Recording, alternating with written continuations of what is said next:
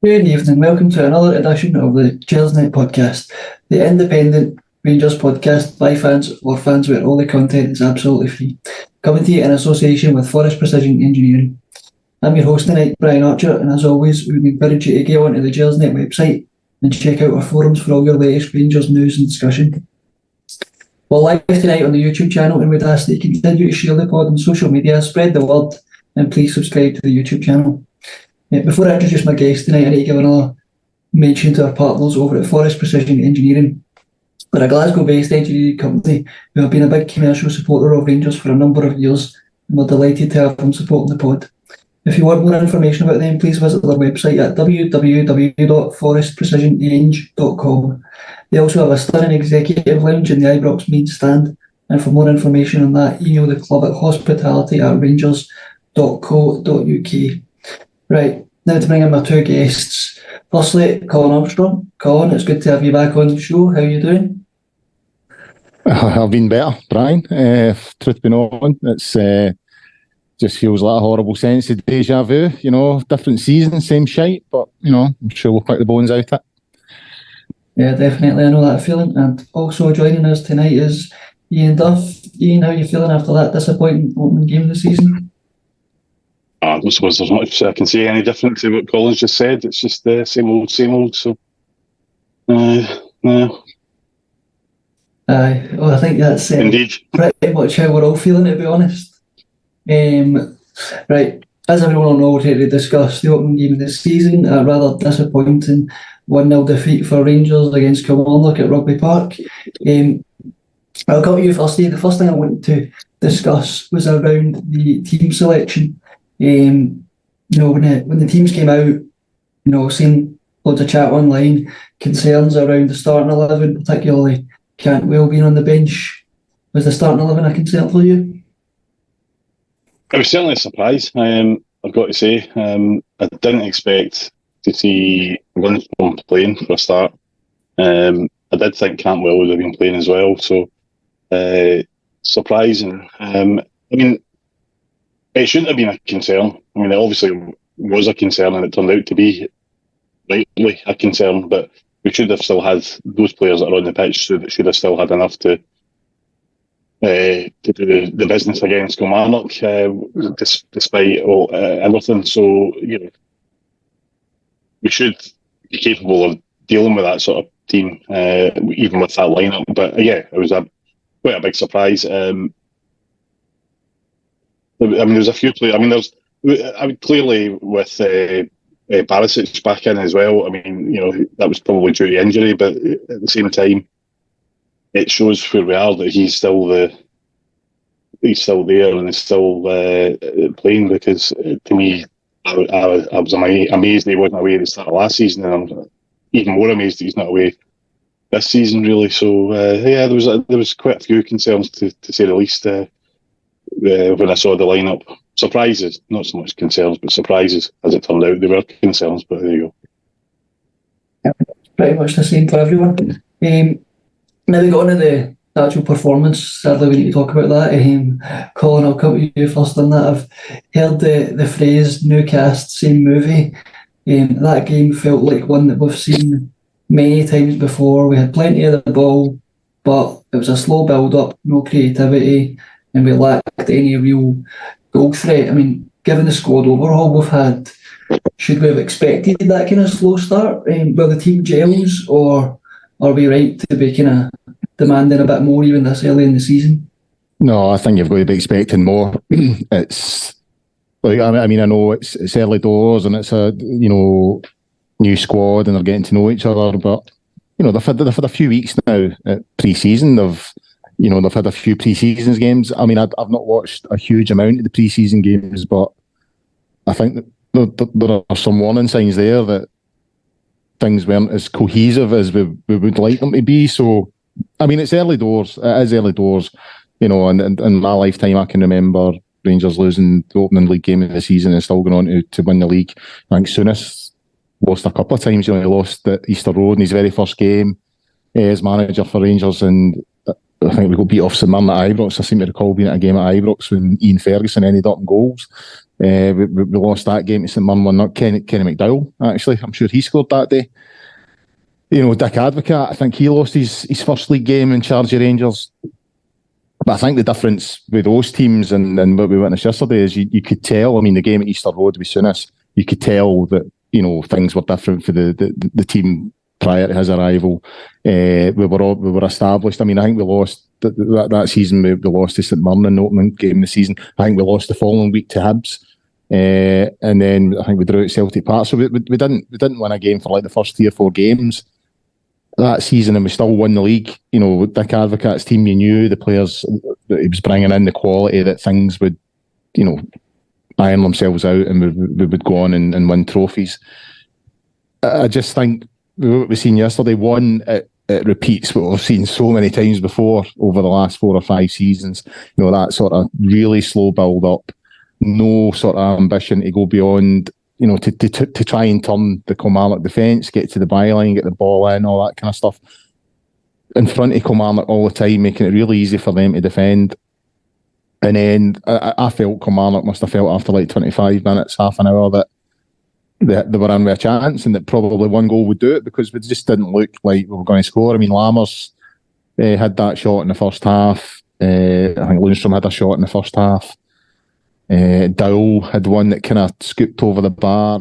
Other than that, I mean, I can't remember the Kilmarnock keeper really having a huge amount to do yesterday. So that's a concern. The concern is we don't really know a huge amount about the players that were brought in. Are they up to the required standard? The lack of any sort of, I don't know what Beale was trying to do yesterday. I couldn't see a system. I couldn't see any urgency in the play, either before we went behind and more worryingly after we went behind. It just seemed to be the same tempo. And as we've said before, it's the same movie we've seen time and time again with certain individuals in this team. So it's a concern that we've had such an overhaul. We've got some new faces in, and you're getting the same type of performance. So yeah, as a concern, it's, as I said, it's the first game of the season. Still plenty of time, but I just think the levels now are so high. I mean, you're going to need probably 90 plus points to win the title this season. So you don't have that much wiggle room in terms of dropping points, and so to drop 3 on day one, it's a concern. It's a big concern, I've got to be honest. I mean, that was exactly what I was going to say there, is that, you know, you're right, those seasons before where we lost the opening games, especially maybe Souness, his first season, you can give them as an example, but we're not in the same era anymore. We could go through it quite easily, see a season where, you know, our greatest or our rivals lose maybe 2 games over the course of a season. So we've already lost 1. How do we catch up on that? Well, we obviously have to beat them, but that just leaves us back at the same sort of stage that we were at the start of the season. So, you know, there is no wiggle room. You can't say, well, we'll let them settle in, we'll give them a few weeks. And maybe that's unfair, but that's just the way it is. And it's not necessarily the fans being too demanding. It's just the reality of the situation, because unless I've not watched Celtic, I have no idea how good or otherwise they are, but based on how they got on last season, I've got to assume that they're going to be pretty strong this season. So you've got to assume that they're going to be consistent as they were last season. So we really need to, you know, we've got no more room now. That's it. You know, and it's not the fans being demanding. As I say, it's just the reality is that, you know, you haven't got that space to drop points, especially not in the first game of the season. And, you know, we did it last season, and, you know, we never get anywhere near catching up. So you're on the back foot right from the beginning. Yeah, I think you're 100% spot on there, Ian. I think the difference in, you know, this season compared to previous season, where maybe not started the best, is the margin for error is so small nowadays. The gap between, you know, the old firm and the rest seems to be as big as it's ever been, so we can't rely on other teams taking points off them. And if we can't do our job against, you know, teams like Kilmarnock away, then it does kind of leave a big mountain to climb. Now, Colin kind of talked about the issues with the build-up play, and I've mentioned it. And to be honest, we've kind of seen these issues across 3 different managers. You know, we've seen it when Michael Beale was here first time around under Gerrard. We've seen it under Gio. We called it horseshoe.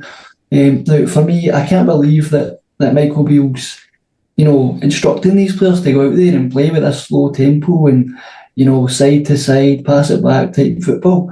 So what do you think is the kind of cause of this, and what do we need to change to rectify it?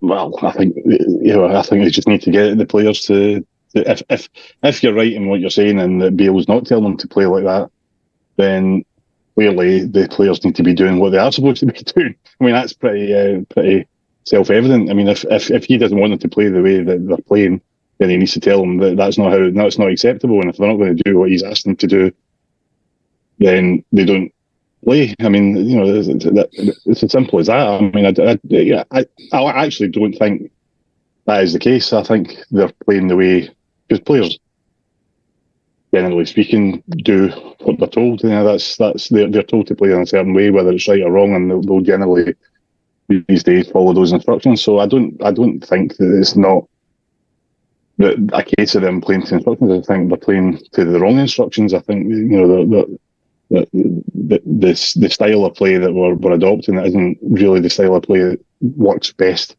against the teams we're coming up against, and that is a concern, because Bale has been here for long enough, both this time and when he was with Gerrard, to see what is required. Now, I'm no expert, so I'm not going to tell him how it should be done, because I don't know. But he is, and quite clearly it's not working.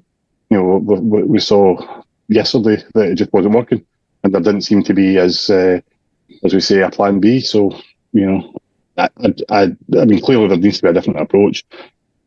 We'll see if that develops over the time, and maybe it is just early days for this team. But you need to, if that is the case, then we need to find other ways to win as well, because we need to get points on the board pretty bloody quickly.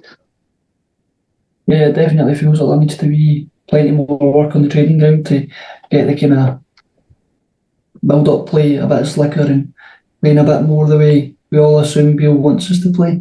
Now, Colin, I'll come to you on this one. We'll cover the goal a bit.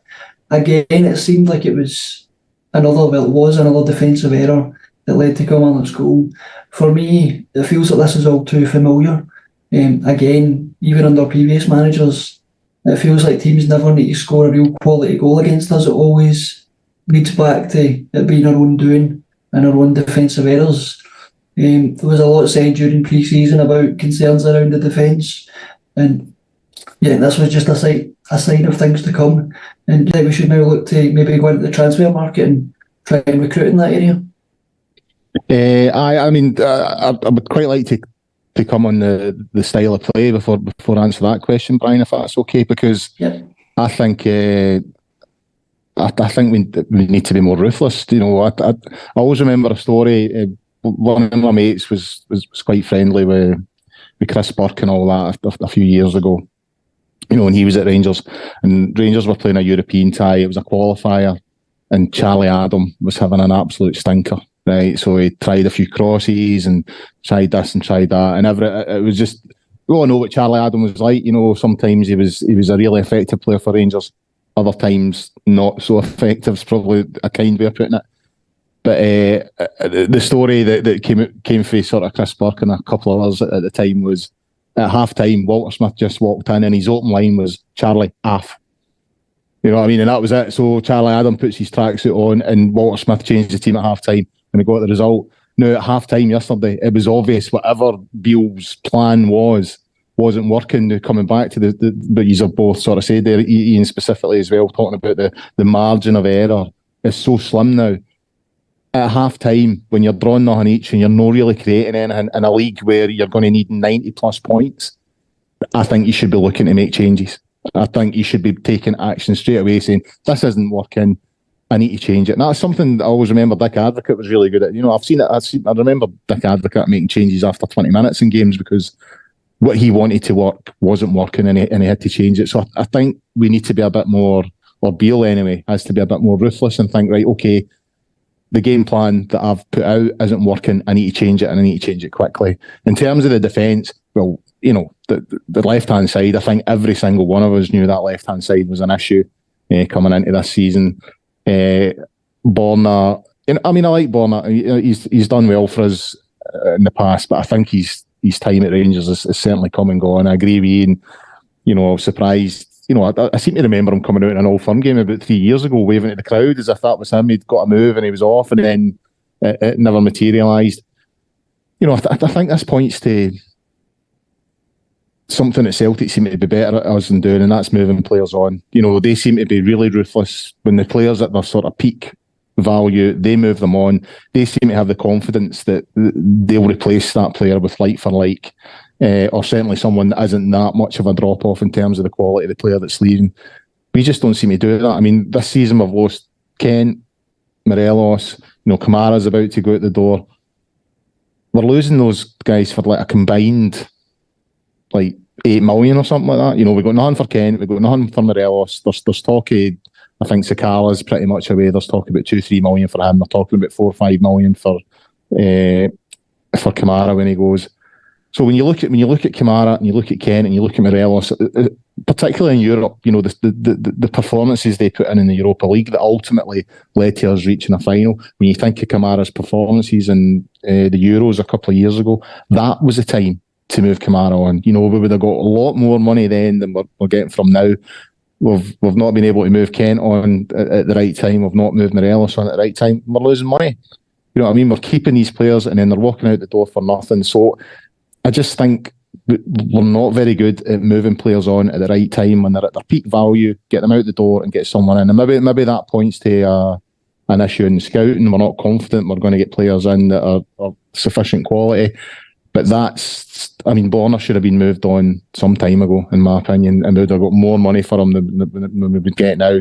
I felt he was probably to blame for the goal yesterday. I think he should be attacking that ball. When the throw-in comes in, I don't know who the Rangers player is. I can't remember who it was that went up for the challenge.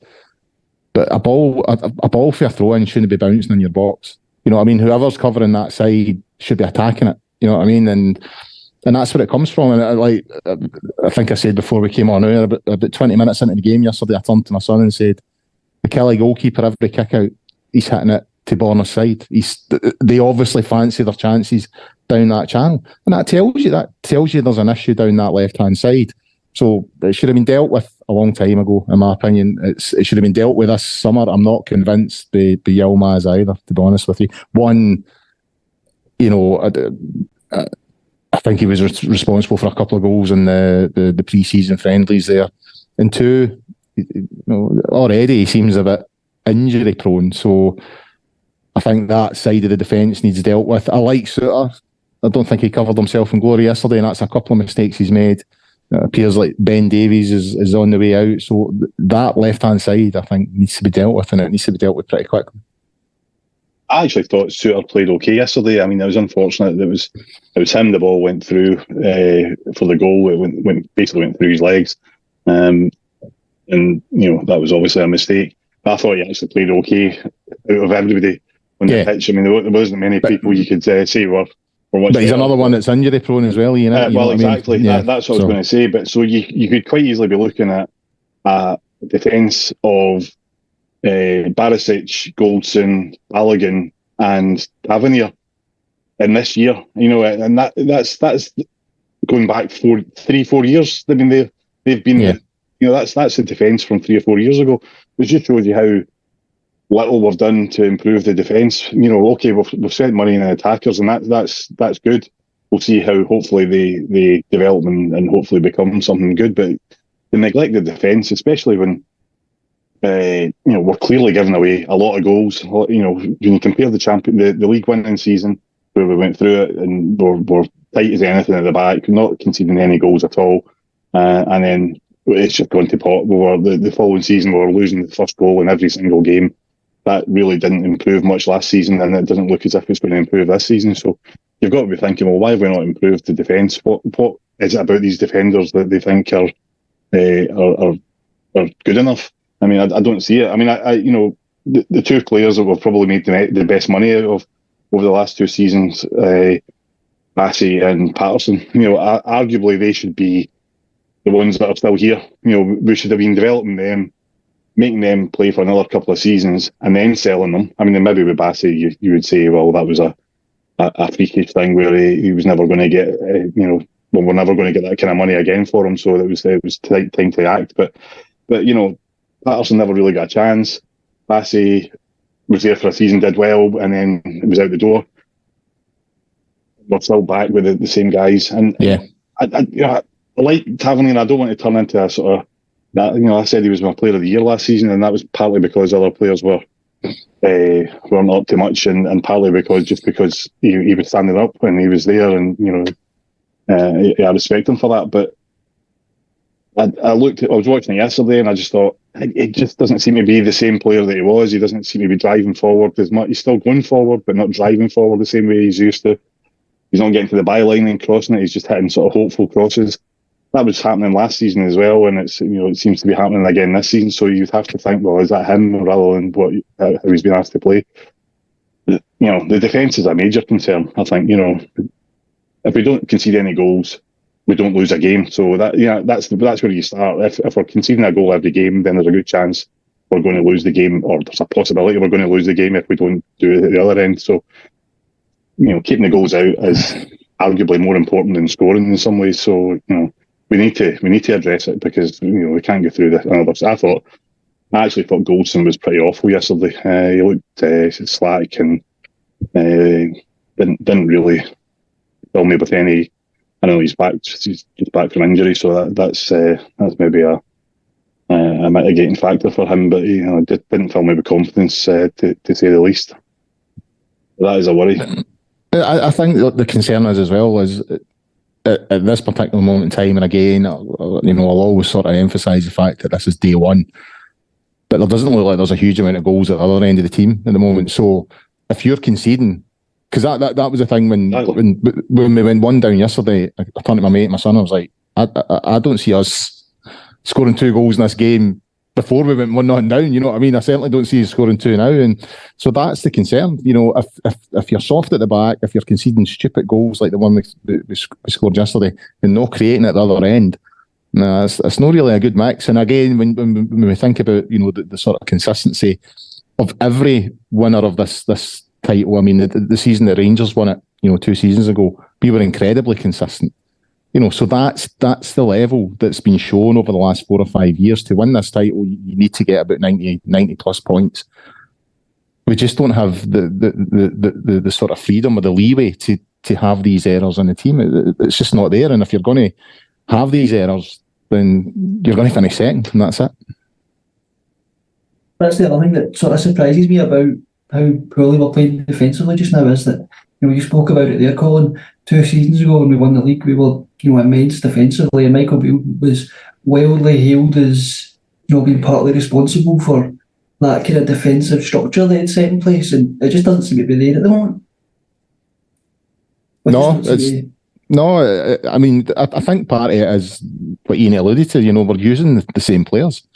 I mean, we've not. I mean, I was through the Pollock game yesterday. I was through in Glasgow yesterday watching the Pollock game, and I was rushing back to meet my son and my mate to watch the game locally.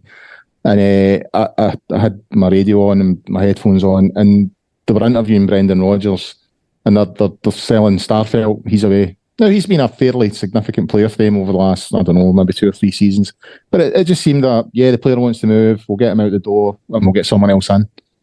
But, no drama, it's just like, they're obviously confident that they can go out and get someone of the required quality to replace that Starfelt. Whereas, you get the feeling if for example, if we were to let Tav go or Goldson go, they would be like, oh, well, you can't let them go. You know what I mean? Those are the linchpins of the team, and it just feels like we just over rely on the same players time and time again. I just think we need to realise that we're Rangers Football Club. We should be attracting players of a certain standard, and if people aren't performing, then they lose the jersey. It's that simple. That's how it should be. I mean, not defensively, but I mean, Morelos is the perfect example of that, because he was the one that, he was bought purely, you would think, to sell. I mean, that was the idea. We buy him cheap, get him playing, successful, and then we sell him for a massive profit.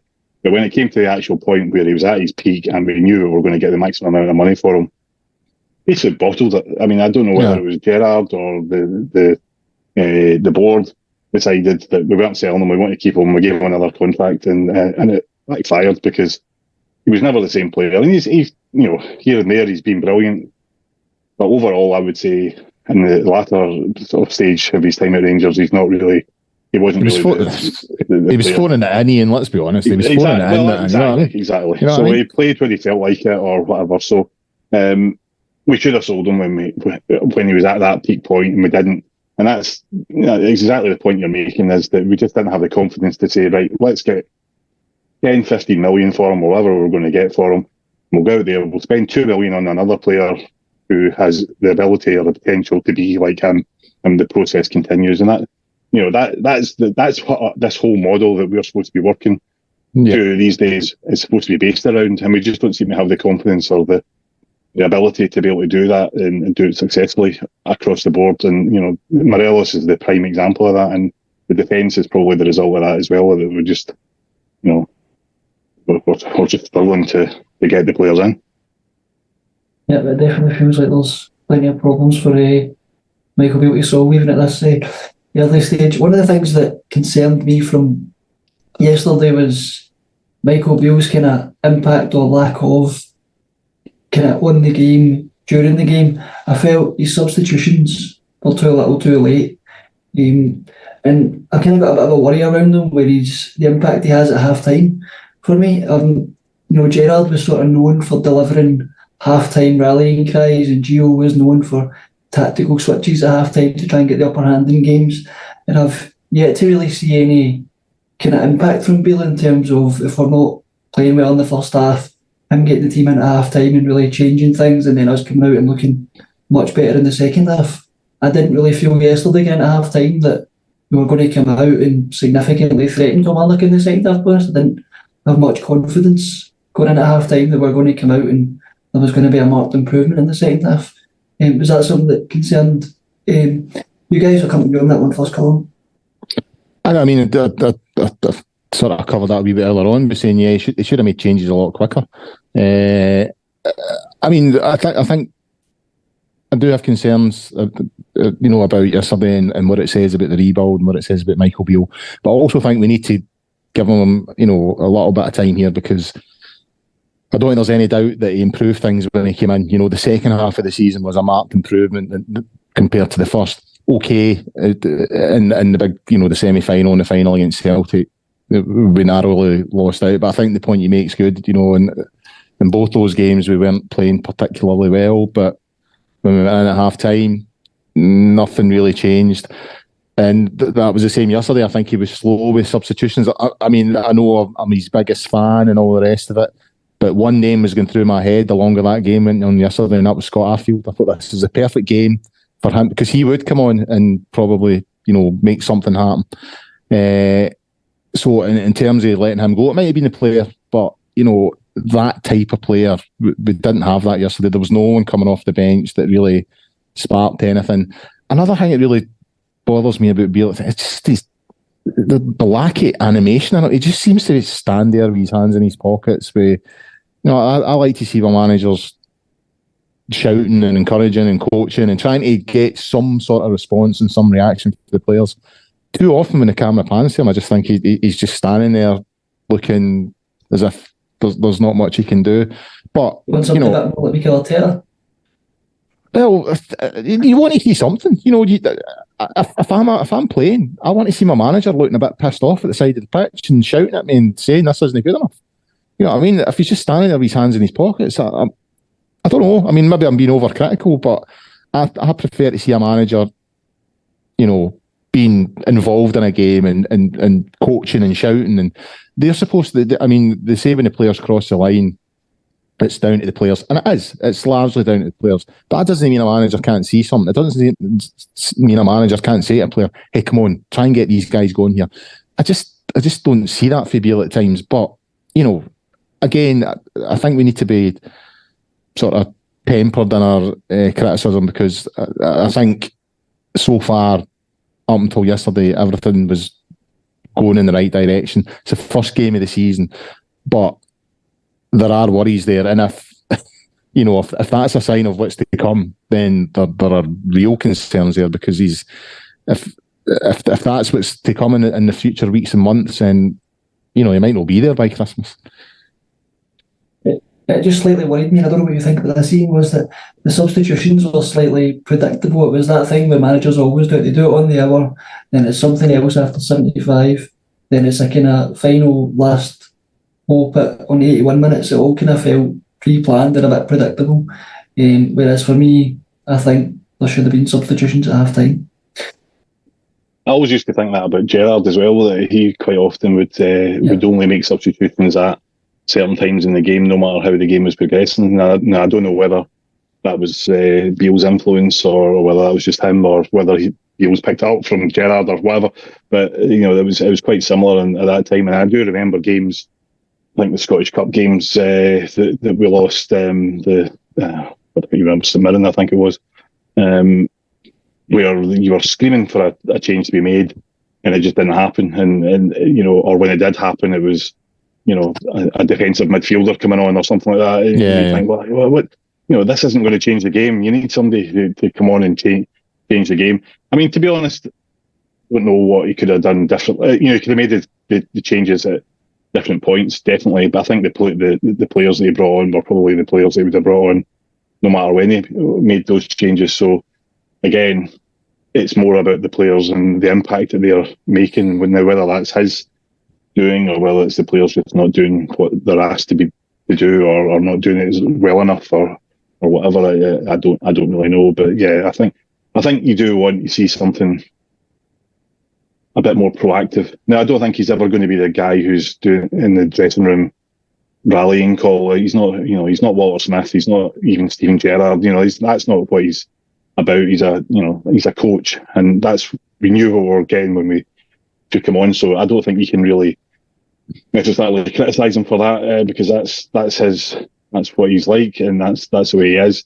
But on the flip side of that is, if he's a coach and he's there because of his coaching abilities, then you expect him to be able to change the game in different ways, and that would be by making the right tactical tweaks during the game or at half time or as the game's progressing, or bringing the right player on at the right time. And as Colin said, this isn't a rant against him necessarily. I just think we're at an early stage and we're all pretty pissed off about how it turned out yesterday. So it's inevitable we're picking holes in things. But I think that is the kind of a coach he is, and he has to demonstrate that. He has to be able to show that he can be sort of dynamic as a coach during the game, because that's what he's there for. Yeah, I definitely still have concerns around his kind of in-game influence, to be honest. But as a kind of final point on the game itself, Colin, I'll come at you first. One of the things that really kind of irked me after the game was the post-match interviews. And I know people will say what they're supposed to say, what they expect them to say.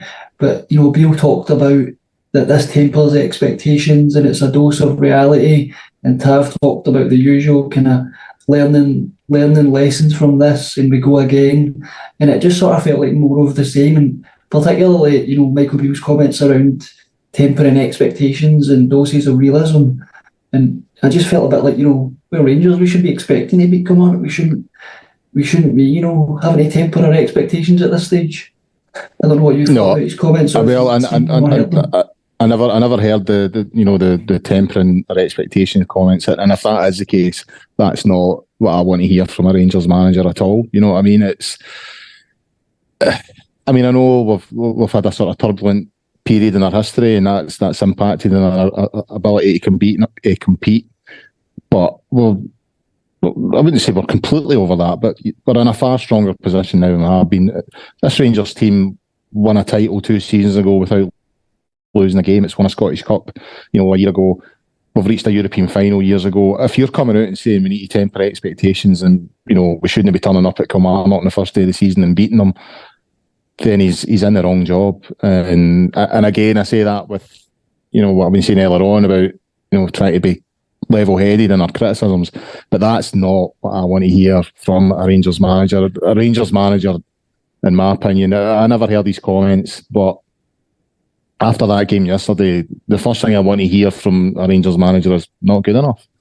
You know what I mean? It's not good enough, and we'll need to go away and reassess some of the players' contributions. And he needs to they talk about competitions for places. Well, that's a place like Rangers, it should be as, gilt-edged as it is. You're never really guaranteed the jersey unless you're like 3 or 4 of those players, that spine of the team. Everyone else, their jersey's up for grabs, in my opinion. That's the way it should be, especially in sort of modern game when you need a big squad and all the rest of it. Those comments are concerning if that's the sort of stuff he's been coming away with, because that's not what a Rangers manager should be saying after a defeat to Kilmarnock in the first game of the season. They should be saying that's not what we expect. That's not in line with our ambitions for this season. They've got a big game on Wednesday, which, by the way, I don't think that's going to be as easy as some people think. I don't think we have a great reputation against Swiss teams, and we don't look in the best sort of shape at the moment. So I think this tie could be an awkward tie. That's the sort of stuff that Beale should be coming out with. You know what I mean? We've got a big game coming on Wednesday. These players need to reach a certain standard, and if they don't reach that standard, well, I've got a big squad and someone else will come in and wear the jersey. That's how life should be at Rangers. Rangers players should not be hearing their manager after a defeat like yesterday saying, well, your expectations are too high. That is just absolute nonsense. So, I mean, I never heard these comments, so I'll go on your word on that. But if that is what he said in that interview, then it's a bit worrying. I didn't hear the comments either, but what I read was more of a case of him saying there was a lot of excitement in the summer with the new signings, and this is showing that perhaps everyone needs to sort of come down a wee bit or something. I don't know. I don't think he was coming out and saying, we're not expecting to beat Kilmarnock. I don't think that was at all what he was saying. I think he was just trying to sort of maybe, on the one hand, sort of say, I think he was, partly it was a message to the players. It was a message to them to say, it's not going to be as easy as you might think it is, or something along those lines. And the supporters to say,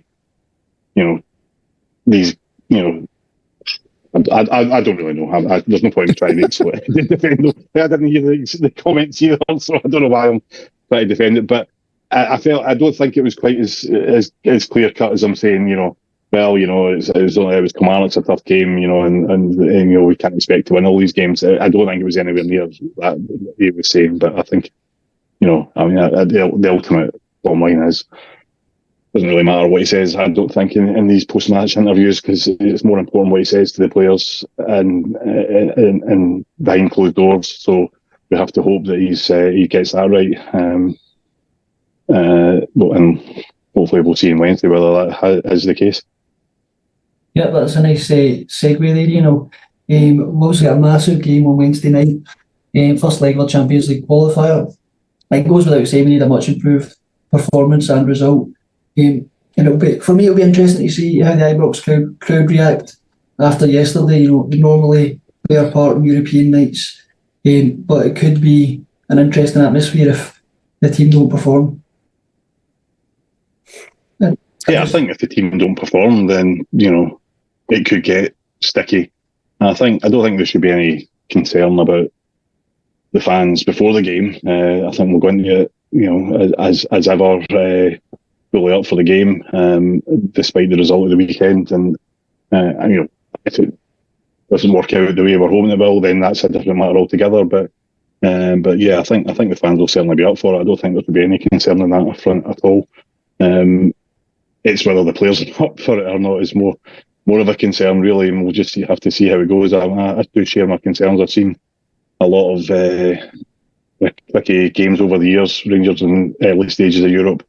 And we've struggled in games that we could theoretically be expected to win, but we've proved in the past that we can get through these games. So let's hope that is still the case.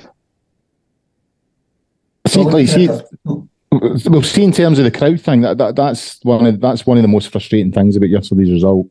That we're now focusing how the Rangers support are going to react on Wednesday if the game's a bit sticky.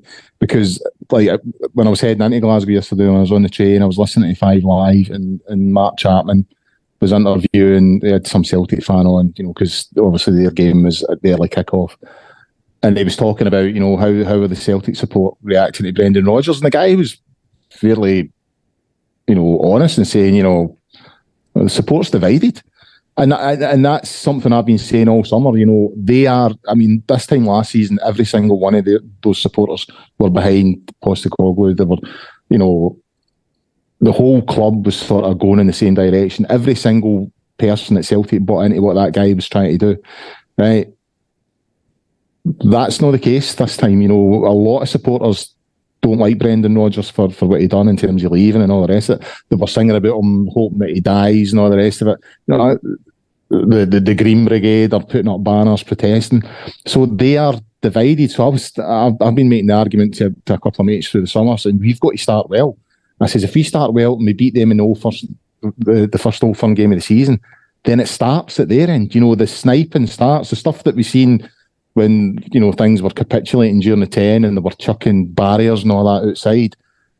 I don't think they're that far away from that at the moment, because not every single person is behind Brendan Rodgers. And even although the guy on the phone yesterday on 5 Live was saying, I'm on the Brendan bus, he didn't sound that convinced. You know what I mean? He obviously has reservations himself. He's not happy that this guy's back at Celtic. So all season I was like, we've got to start well and put the pressure on them, because if he gets one bad result early on, the pressure will build on him. And now after one game, it's on us. That whole thing's been spun about and all the pressure's on us, and we're asking questions about, well, what will happen on Wednesday if Rangers suddenly, 1-0 up after half an hour and the crowd starts to get a bit twitchy.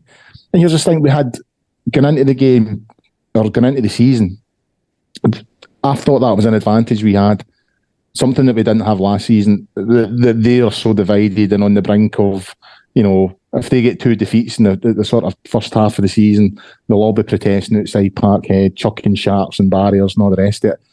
And that result yesterday has galvanised them and has put the fear into us. And that's what's so frustrating about it, I think. The fact that you're asking the question, how is the Rangers support going to react on Wednesday, tells you how damaging a result that was yesterday. Because I think going into the season, at the start of the day yesterday, I think a lot of the focus was on, well, how's the Celtic support going to react? If Celtic don't start the season well, how is their support going to react? Because they're not all behind this guy.